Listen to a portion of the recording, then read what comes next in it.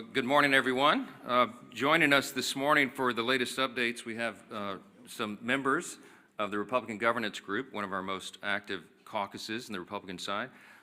These are folks among our friends and colleagues, the most productive, most dedicated, most effective members because they are people who work every day on solutions for the greatest challenges facing our country. And Carlos Jimenez is with us, and Blake Moore, and Julie Fedorchik, and Gabe Evans. Beth Van Dyne may be joining us. I think she had a flight delay. But they've been out in their districts working very hard to help their constituents navigate through the chaos that's been created by the Democrat shutdown. And if you're keeping count, this is day 37. 37. It seems unbelievable to us that we've gone this long. It is officially and shamefully the longest shutdown in U.S. history. Republicans feel very helpless about the situation because, as we've noted, there is really nothing for us to negotiate. We sent them a clean CR, as you know, back in September 19th. We passed it out of the House. It feels like a lifetime ago. But that was a nonpartisan measure. It was 24 pages in length. It has no Republican priorities on it at all. It was merely the status quo to keep the lights on so that the members of Congress and the Republican and Democrat Party could work together to finish the government funding appropriations process. And the Democrats tried to turn that into a game. Now, we're gonna give you the latest updates on that and where we think this is headed. But I just first want to address in a bit more detail the current state of our politics. It has been very interesting to us to see all the pundits trying to spin the results of the election on Tuesday.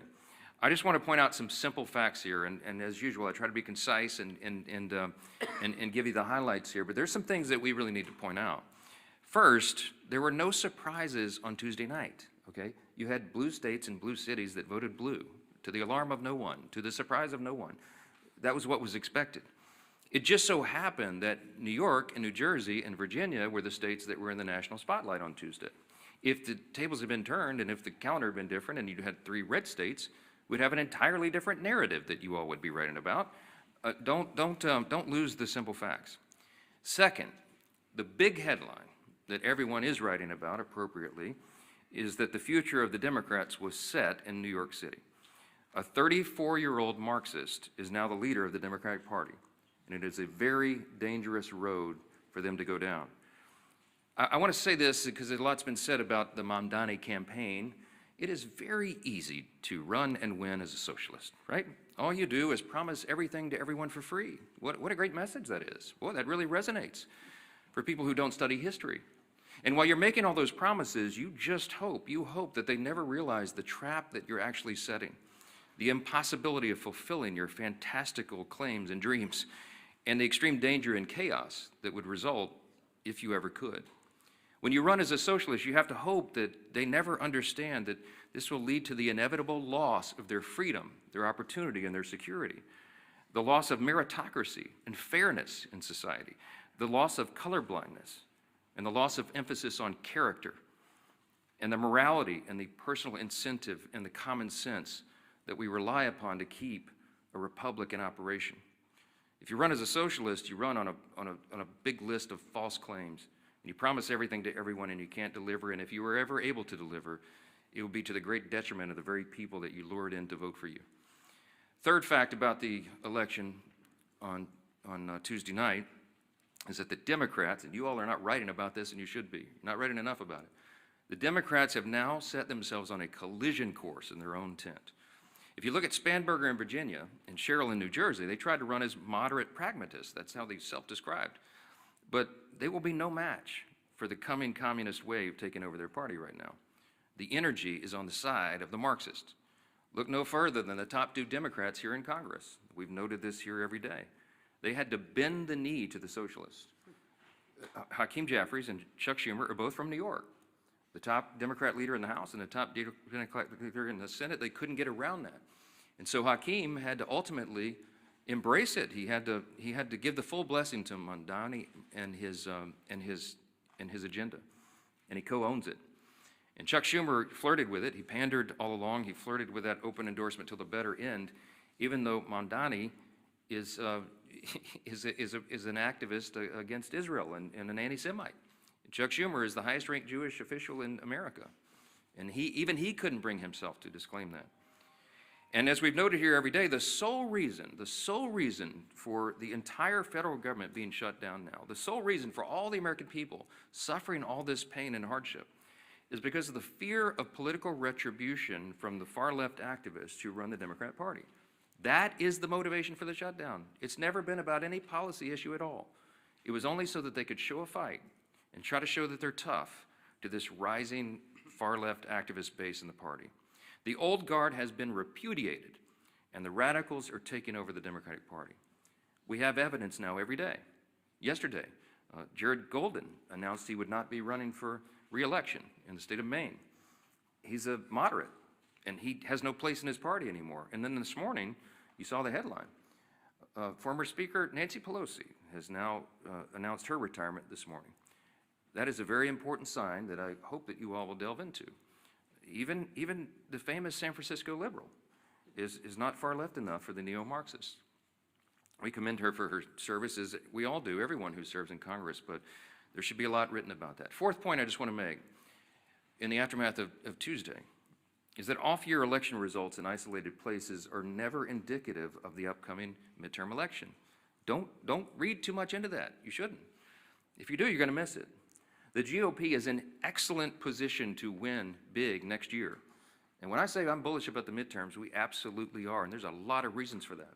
This is not groundless optimism. It's based on facts. The reason we're in such a great position is because we are united. And while the Democrats engage in their emerging civil war, Republicans are going to continue to work and deliver for all the new voters that we brought into the party last fall in 2024. There was a true demographic shift in that election, as you know.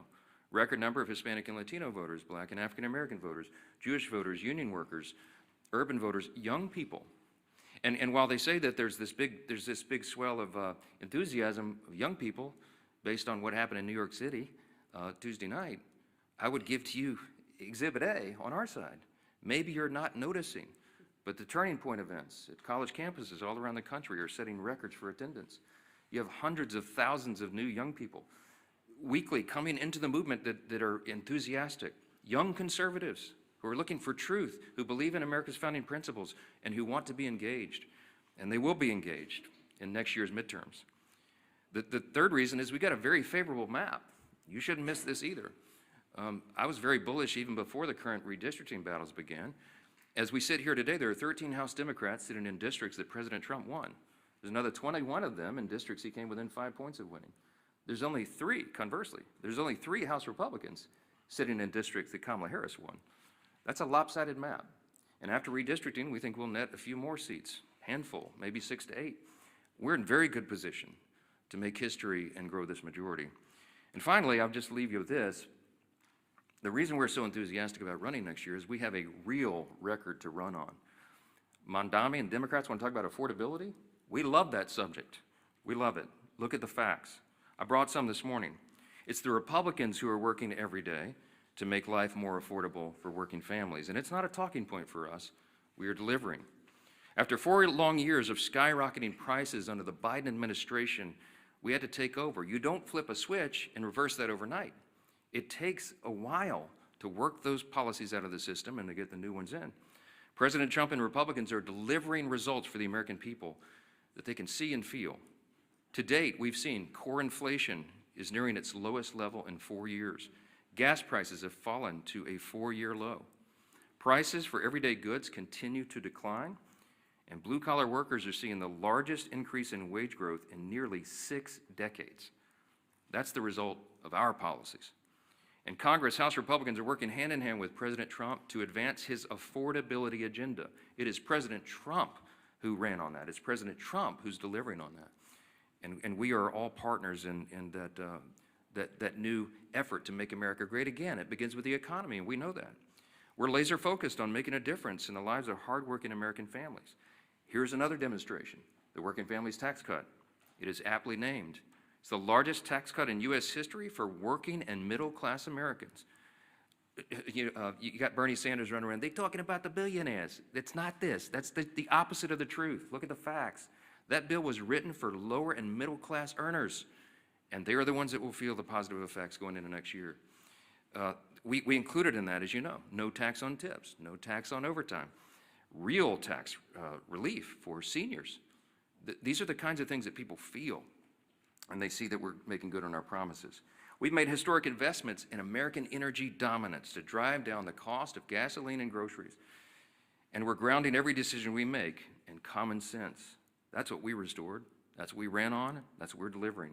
A return to common sense, not the woke progressive nonsense that they delivered for 4 years, not the spending like drunken sailors that drove cost up for everything with inflation. We're restoring common sense, fiscal responsibility. We're good stewards of taxpayer dollars, and we're refusing to cave right now, today, to the Democrats' wild demand to spend $1.5 trillion in new spending. That is taxpayer dollars, that's your money, that they want to spend to reopen the government. That's their counterproposal. That's why we're not having a negotiation with them. It's ridiculous. Included in the $1.5 trillion that they want to spend is $200 billion, almost $200 billion, to restore health care benefits to illegal aliens. That is taxpayer money that they want to spend for that. They want to send billions of dollars back overseas for social programs in foreign countries. We're not doing that. They want to give $500 million back to the Corporation for Public Broadcasting to prop up left-leaning news organizations. We're not doing that. And by the way, in the middle of all this, they want to cut $50 billion from the Rural Hospital Fund. They can't tell you they care about health care since they put that in their proposal. We're grounding every decision in common sense, and Democrats had their chance. When they controlled Washington, look at the history, don't forget it. This was just a year ago. You know what we inherited? They left us with a 40-year high inflation, higher taxes and energy prices, and massive instability around the world. And what did they do in June of this year? This is the most recent history no one can forget. They voted against no tax on tips. They voted against no taxes on Social Security. They voted against a larger child tax credit. The Democrats in the House and Senate voted against lower energy prices, against more American manufacturing and jobs, and against lowering health care premiums by 12%.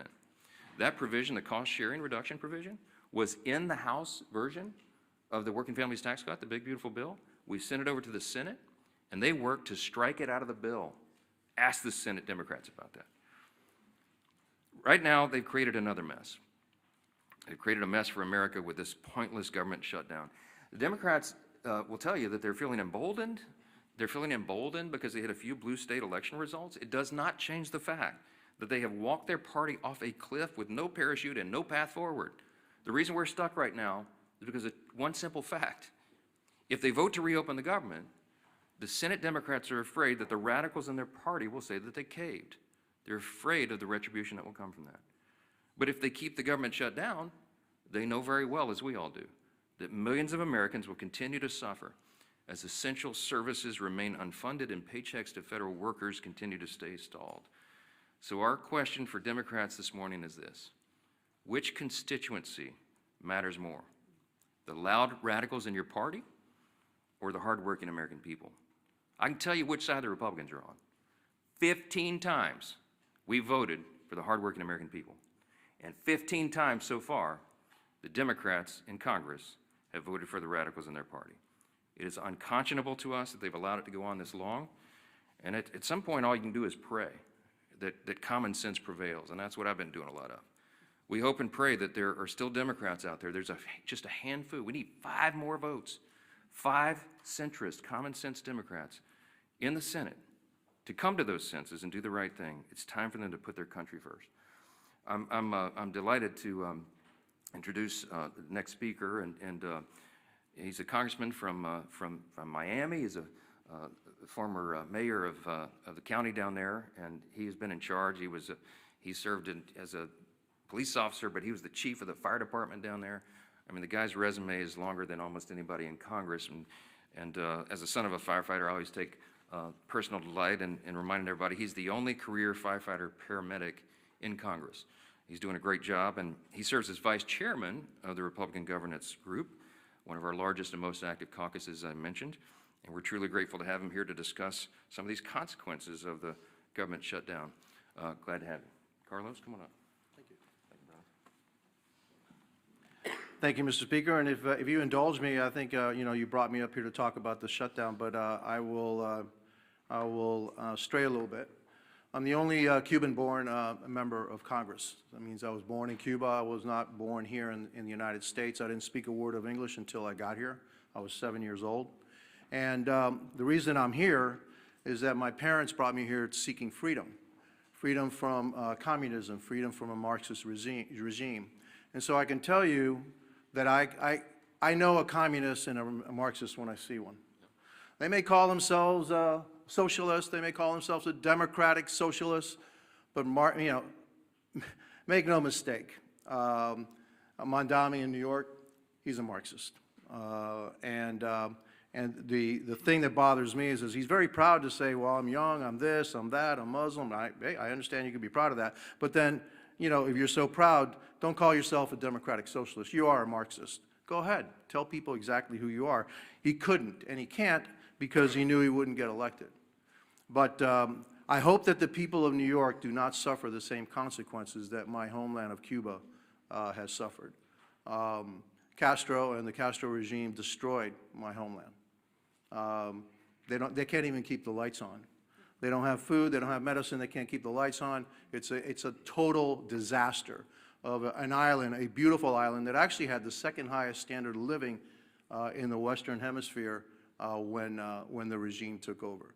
And so one of the reasons I'm in Congress, the primary reason I'm in Congress, is that I want to make sure that my children and grandchildren never suffer the same fate that my parents did, having to leave their country and bring us to a new country with about $10 in their pocket. Now, that's what makes this country great. My parents came here with $10 in their pocket and a watch. By the way, I still have that watch. All right. And here I am. Their son was a firefighter. He was a city manager. He was a county commissioner, county mayor of the largest county in the state of Florida, and now a member of Congress. I don't think there's too many countries that you can say that can happen. That's why I love this country. That's why I will fight for this country. And again, I know a Marxist when I see one. And it's unfortunate that the Democrat Party is heading that way, which means we just have to fight that much harder. Here to talk about the shutdown. And so, I'm Congressman Carlos Jimenez again. I represent the state of Florida, Miami, and the Keys. Today I'm standing in for my friend, RG2 Chairman David Valadeo of California, with one clear message, and I want to thank also the other members of RG2 that are here. The Republican Governance Group focus has always been about governing responsibly. RG2 is committed to putting results ahead of rhetoric, keeping the government functioning, and finding practical, common sense solutions that improve the lives of the American people. That's what we're here to do. And that means that we do what's right, even when it's hard. Yes, we're here on day 37 of the Democrat government shutdown, and with each passing day, more Americans are feeling the impact. The effects in my hometown or in my state. In my home state of Florida, 155,000 federal employees have not received their paychecks. Close to 2 million Floridians who rely on SNAP, including more than 1 million children, will not be getting their benefits. My colleagues on the other side insist we have chosen, my colleagues on the other side of the aisle have chosen politics over food security for millions of Americans. Small business loans are being delayed, totaling nearly $300 million in missed distributions, costing our state an estimated $1.7 billion in economic benefit alone. Starting Friday, 10% of the American airspace is going to be reduced because of the shutdowns ahead of the busy holiday season. More than 3,500 flights will either be delayed or canceled altogether. That's true effect of this shutdown. Let me be clear, holding the government hostage is not a responsible way to negotiate policy. On September 19th, the House of Representatives voted to extend government funding to keep the government open. And as the Speaker said, with a clean CR. There were no riders in it. There's no policy differences. It's actually a Biden budget, right? And so, what is the problem? No, there is no problem. It's politics. That's the problem. Meanwhile, Senate Democrats have voted 14, now you say 15 times, to keep the government closed. The funding bill before the Senate is the same short-term continuing resolution that we passed 15 times under President Biden with bipartisan support.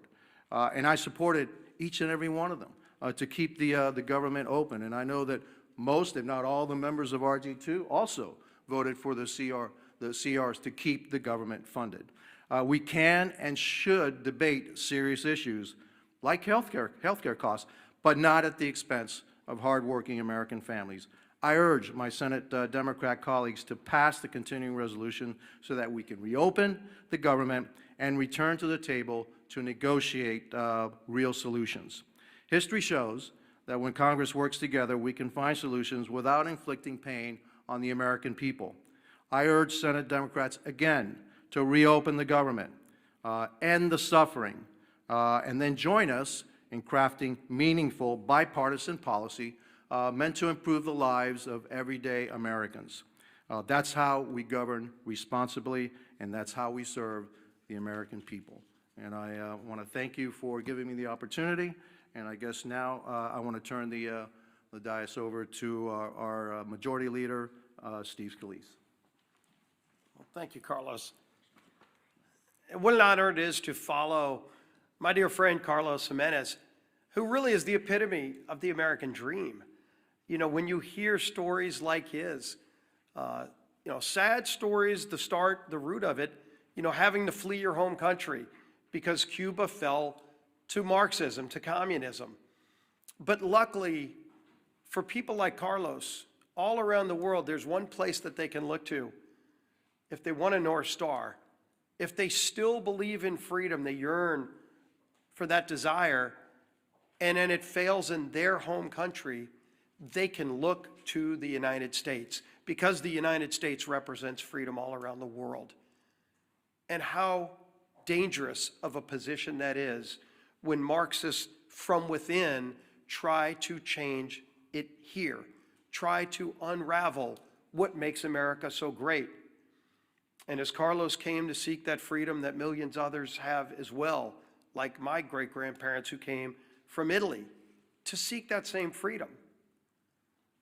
Ronald Reagan said it best: freedom is only one generation away from extinction if we don't fight to defend it. Those words of Reagan still ring true today because, Carlos, we will continue to fight for freedom. But it's not an empty fight. There are people on the other side here in America that are pushing back, that want to destroy that capitalist free market system. And so when you look at the results of the election, anybody that wants to go celebrate a blue state voting blue, what they're not acknowledging is what happened in a city like New York. It reverberates. When New York elects a Marxist as their mayor, there are other Democrats that are now looking and saying, does the Democrat Party represent me anymore? And today you heard it again. Democrats are the ones who are looking and saying that they're done with the Democrat Party. Jared Golden yesterday announced he's not going to run again. And he didn't just say he wasn't going to run again because he got tired of serving in Congress. I think it's really important to pay attention to what Jared Golden said. And he is in a swing district. Jared Golden is one of those moderate Democrats who represents maybe the old Democrat Party now, what was discarded by the voters on Democrat cities and states. But it's not where America is. So when Jared Golden announced yesterday he's not going to run again, he said, quote, "We're allowing the most extreme pugilistic elements of our party to call the shots. Just look again at the shutdown.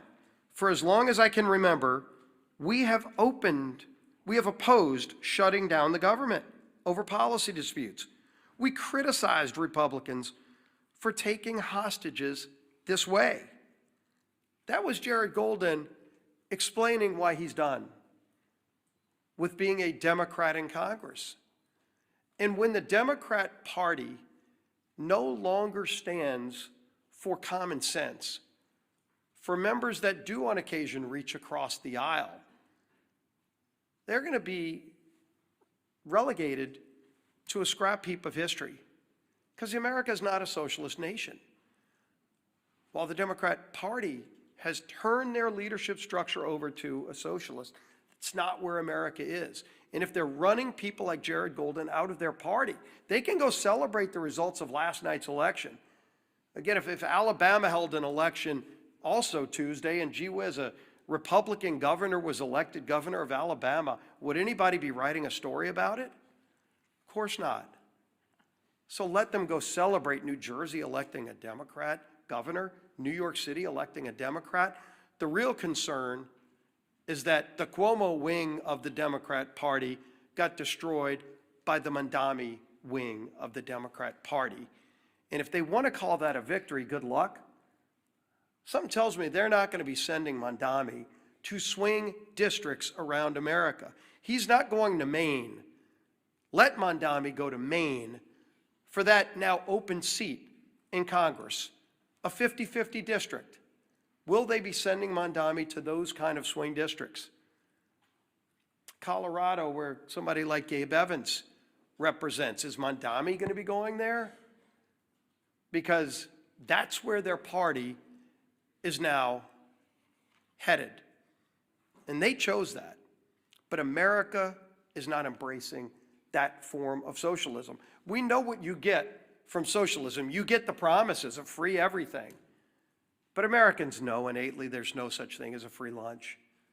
All you end up with, the results, are the hollow promises and the failures that come with those promises, because you know you get what you pay for. And somebody else is going to have to pay for that free thing. And a lot of those rich people they love denouncing are leaving. Many have already left. So even when they go raise taxes even more, with the highest rates you can imagine, who's going to pay those higher rates? It's not going to be the millionaires and billionaires. Many of them have already left. It's going to be hardworking families in New York City. Good news for you, you might be making $100,000 a year. By the way, a police officer married to a school teacher makes more than that in New York City. They're going to be the quote-unquote rich who get the higher taxes and the free buses and the grocery stores that are run by the government with empty shelves and expired food. That's what they're going to get. But the rest of America is not going to have it. So while Democrats keep the government shut down, and they brag about it, I mean, you heard Senator Murphy yesterday, quote, "I think we're in an enormously strong position right now." Strong position? What's so strong about taking food out of the mouths of 42 American families? What is strong about that, Senator? Sure, you can vote again today to keep the government shut down, but there's nothing strong about denying food to people who are low income and who can't afford it. That's a weak place to be. But that's what they're bragging about. When, as we saw, the transportation secretary yesterday said 10% of flights are going to have to be cut back because we don't have enough air traffic controllers, because Democrats chose not to pay them. And so people are getting ready to go travel to see their family, hopefully, for Thanksgiving. But they're not going to be able to get that flight. They're going to have to leave a day or two earlier to drive. Maybe they won't be able to fly. But don't worry, some Democrat senator thinks he's in a stronger position because he's now leveraged Americans as pawns in some game. That's what they think this is. It's disgusting. And the American people are catching on. And so while Democrats applaud socialism being the new wave of their party, the few common sense Democrats left in their party are leaving, running for the exits. Well, you might be able to leave New York City and go to Florida or Texas or somewhere else, but if they destroy America, there's nowhere else to go. That's why we're going to fight for freedom every single day, and their approach to Marxism, socialism, whatever you want to call it, will not prevail in America. Our whip, Tom Emmer.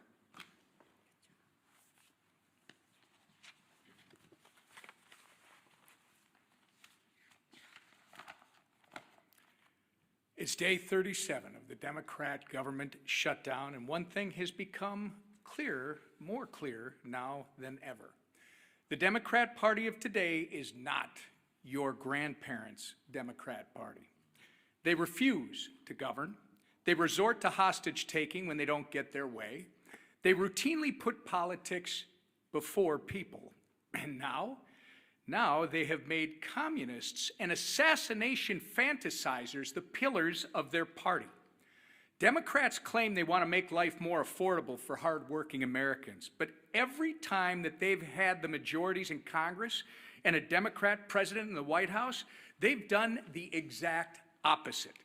Take the American Rescue Plan under Joe Biden, for example, which was later deemed by economic experts as the, quote, original sin that led to double-digit inflation.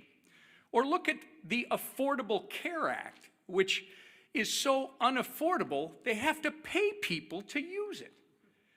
The Democrats have no moral high ground to stand on when it comes to good governance. They don't know what it is. And when they claim that they're fighting for you, do not believe them. Because if this shutdown has taught us anything, it's that the Democrats will willingly inflict pain on the American people if they think it gives them political leverage. Their kamikaze politicians and their constituents deserve better. In stark contrast, however, Republicans have done our jobs. We passed a nonpartisan government funding bill out of the House over a month ago.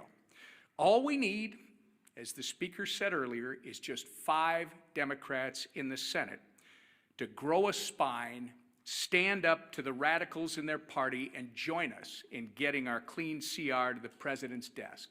Enough is enough. It's past time for Democrats to end the political games and reopen the government for the people they were elected to serve. Our conference chair, Lisa McClain. Thank you. Well, good morning, everybody. Again, here we are. Yesterday, Americans woke up to an unthinkable reality. And Carlos touched on it earlier. A communist was elected mayor in America's largest city. How did this happen? Ask yourself, how did this happen? It happened because a small socialist portion of this country took control of the Democrat Party. A party that is now apparently united behind a socialist agenda. And slogans always seem to start with the same word: free. Free food, free rent, free buses, right? I feel like I'm at an Oprah Winfrey show. You get a car and you get a car. Well, this isn't the Oprah Winfrey show. And like many of you, my parents taught me a really good lesson when I was young. Nothing is free. Everything comes with a cost. Absolutely nothing is free. We all learned that. Look no further than the Democrats' disastrous shutdown plan. They want to give free health care to illegals. Come to our country. We'll give you, illegally mind you, we'll give you free health care on the backs of hard-working Americans. And in demanding that, they're asking for $1.5 trillion in wasteful spending and a painful shutdown. A shutdown that has denied food assistance to 42 million American families. 42 million American families. A shutdown that has forced law enforcement to work without pay. But don't worry, I'm sure those law enforcement agents can go and get free food from their local grocery store, and somebody will pay their free rent, right? Yeah, I live in reality, not fantasy. The Democrats want to jeopardize our national security. And now, flights have been reduced by 10% at 40 of our major airports. I think air traffic, like when you get on a plane, what's next? Like your plane rides are going to be free too? I mean, why stop at food and buses? Let's just give everything free. It doesn't work like that, people. Nothing's free. Somebody is paying. And who pays? Anybody want to guess who pays? Hardworking taxpayers, American taxpayers. That's who pay. Nothing's free, right? Nothing is free. Look at your Republican leaders. Just compare and contrast. That's why we voted more than a month ago to actually fund the government. That's why we've been working in our districts to help those that are suffering. And that's why we are delivering real results that drive down gas prices and drive down mortgage rates and drive down the price of eggs. No one's reporting on the price of eggs anymore, right? Now, not for illegals, not for radicals, and not for communists who despise this country, but for the men and women who love America, like Carlos and his family who came over. And let's keep it that way, and let's make sure that we keep America strong every day. So to the Democrats, let me be clear.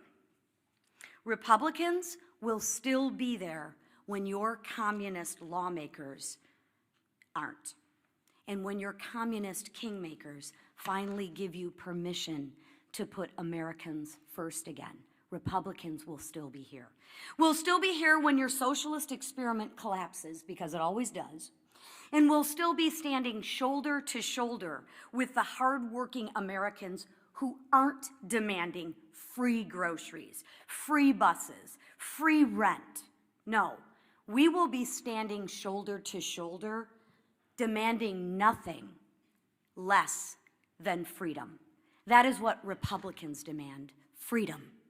Because that's what makes this country great. Not socialism, not government control, but freedom. Thank you. All right, questions? Yeah, go ahead. Go ahead. The Supreme Court, and specifically Justice Gorsuch yesterday, seemed concerned about the Trump administration's usurping congressional authority, calling it a, quote, one-way ratchet that can't be turned back.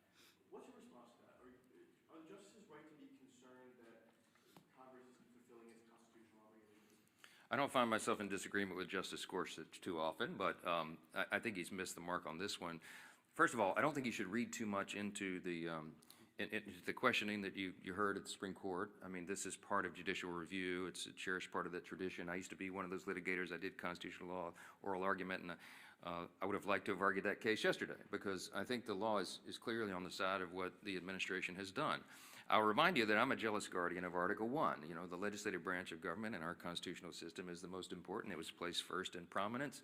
And that's true. And while Congress has a role to play in tariffs and related trade and economic policy, the executive branch does as well. And I think the president has used that well within the bounds of what he's allowed to do, because he's addressing what was truly a crisis for the country. The trade disparity had gone on for decades. It was creating a real imbalance, and it was adversely affecting American people and consumers. Remember that he ran on this idea. He talked about tariffs on the campaign trail, and he got a popular and electoral college mandate in the election. So this is not some surprise. He's fulfilling the promise that he was elected to fulfill in a literal sense. So I think the court has to give deference to that. I think the court has to recognize the executive is doing what they're doing. He's using tariffs to create leverage in our trade strategy, and it is yielding great results for the American people. And heaven forbid if it were reversed, because it would create chaos, which is one of the questions I think Justice Barrett asked, my old friend from Louisiana. I mean, that was an important question, because it would set back all of the strategy and the trade agreements and a lot of the things that have been accomplished for the people. So in summary, I would say, don't read too much into the questions. This is how the process works. I'm sure the court will look at this very carefully and deliberately, as they do, and I expect that we'll have a majority of the court that says that this administration is doing what they have the legal authority to do. If I felt like the executive branch had overstepped its bounds on trade or on the tariffs or something, I would have stepped in. I mean, that's my job as the Speaker of the House over the legislative branch. I would have done it in my own way, to be candid. I would have gone to the president privately and said, hey, sir, enough. I think you're overstepped the bounds. Let's try to figure that out. I wouldn't have publicly had a big spat with him, because it wouldn't have been necessary. But that conversation didn't happen, because I believe that what he's done is well within the bounds. And so we'll see what the court does. Yes. Thanks, Mr. Speaker. Leader Thune has said on a number of occasions that in exchange for reopening the government, he will promise Democrats a vote on ACA subsidies by a date certain. Will you do the same in the House? He promised it a long time ago, and he was rebuffed. I mean, that's not what this is about. I mean, they've demonstrated over and over and over. Somebody said this is the Seinfeld shutdown. It's about nothing. If you brought in 100 Senate and House Democrats right now and said, what is it about? They wouldn't even give you the same answer. They don't even know. They filed a counter proposal that's $1.5 trillion in new spending with all the crazy abuses that I listed earlier today. That's still sitting out there. That's the counter proposal. Then they tried to say it was about health care. That was never the issue for the September 30th fiscal cliff. That was always a December issue. We always knew, everybody in the building knew, we were going to have to wrestle through that and come to a consensus on a solution on the COVID-era Obamacare subsidies in October, November, December. And ironically, they're eating up all the clock where that would have been done. It's not about any of this. It's about politics, as we explained earlier. They are more afraid of the radical activists who are running the Democratic Party right now than they are of starving families, having families go hungry and having federal workers go without paychecks. That's just a simple fact. So yes, Leader Thune has been over backwards. He's offered them a vote. You know what they told him in response? No, we need you to guarantee the outcome of that vote. Well, that's ridiculous. That can't be done. The House is funded from the Senate. Will you assure the House members that they'll get a vote, House Democrats, that they'll get a vote on ACA subsidies by a date certain? No, because we did our job, and I'm not part of the negotiation. The House did its job on September 19th. I'm not promising anybody anything. I'm going to let this process play out. I'll tell you what they wanted. I'll tell you what Schumer and Jeffries wanted. In fact, Chuck Schumer said it publicly and decried that Thune and I would not go in a back room with them and make a four corners agreement on Obamacare subsidies. And I said, there's no way. It was never possible or appropriate for that to be handled on a CR, on a short-term stopgap funding measure. And he knows that. And we're not doing that anymore. We're not taking four corners, four leaders in a back room and making a deal and hoisting it upon the people. I'm not going to be a part of that. Chuck Schumer is part of the old way this was done, and that's part of the reason why people have such a lack of trust in Congress. We need to be transparent, open. We need to do it through the process. We need to involve and engage all of our caucuses and all of our members in this discussion.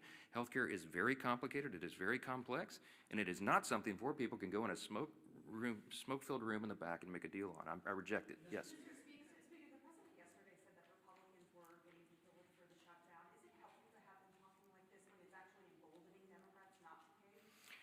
Look, I've spoken with the president about it. I reminded him, as I said this morning, this was not a surprise to us. I mean, blue states elected blue leaders. I mean, yeah, so what? I mean, it would have been a huge headline if we could have had an upset there, but that was to be expected. As Leader Scalise said, I mean, you know, if the three big elections yesterday would have been in, you know, Louisiana, Alabama, and Texas, you'd have a totally different narrative, right? Or name any red state. It just so happened that those were the blue states. That was the blue outcomes. That's what everybody expected. I don't read too much into that. Yes, front row. Morning. Two questions. One, about the shutdown, you said 48-hour notice for the House to return. Does that include this weekend? And then a question for you and for Chairwoman McClain. Egg prices are no longer in the headlines, but food prices themselves have still been going up. Grocery prices are still going up. How do you respond to that? Yeah, but the USDA has reported, and all of the economists have shown, food prices always go up. There's an inflationary level that's built into grocery prices, but they're going up at a much slower pace. In other words, the economic policies, even though all the provisions of the Working Families Tax Cut have not yet been implemented, that's going to make a dramatic effect. It's going to be like jet fuel to the economy. We have all these pro-growth policies that will bring down costs, increase wages, increase jobs, and more access to the economic rung so that more people can climb up the ladder. But in the meantime, even the fact that we have made these positive steps and momentum, grocery prices are rising at their slowest level in many years. You should look into that. So, I mean, that is an exhibit C, and the argument that it's Republican policies that are the only thing that's going to bring that down. The reason that your grocery prices are so high, it's multifaceted. But it's because we had 4 years of Bidenomics. Remember when they tried to tell you that Bidenomics was so good for you and your family, and everybody went, what are you talking about? That's part of the reason we shellacked them in the election last fall, because they were trying to sell you a bill of goods that wasn't true. And the reason that inflation rose is because, as was noted earlier, the big signature pieces of legislation that they passed in the Biden administration were disastrous for the economy. And it made inflation rise rapidly. Why? Because when you pour more dollars into the economy, that is the effect. It's just as sure as gravity. It's basic economics. And the Marxists and the socialists who are taking over the Democratic Party turn a blind eye to the reality of basic economics. And you're going to see the effects of that as well. Yes? This weekend, to the election results in the blue states, but there were some significant reversals of Trump's gains with Hispanic populations, particularly in New Jersey. Are you at all concerned about Republicans retaining those voters in the next midterm election without Trump being out? No, I do believe that the demographic shift that we were able to see and experience in the 2024 election will hold. I believe that large numbers of those new voters and these demographics that have not traditionally been with the Republican Party are with us. I will point you to the study that the Democrats themselves paid for that came out, a week or so ago, and they had, I think, hundreds of thousands of respondents to these polls. And the Democrats determined in their own analysis that they are regarded as weak, woke, and out of touch with the people, okay? That's why they lost last November, and that's why they're going to lose this coming November, okay? As Carlos Jimenez said, as a Cuban who came here, his family immigrated here, he came here when he was 7. This is the American dream. I know that the Hispanic and Latino populations across this country understand which party is delivering for them, and they're going to feel that positive effect. They're going to feel increased wages and more opportunity, and before they get to that election next fall. And that's why we did the big beautiful bill, the Working Families Tax Cut, so early in the year, because we wanted that to really take hold after the beginning of the year so that people will feel that. And we're convinced they will, and I think that's going to inure to our benefit. Thank you all so much.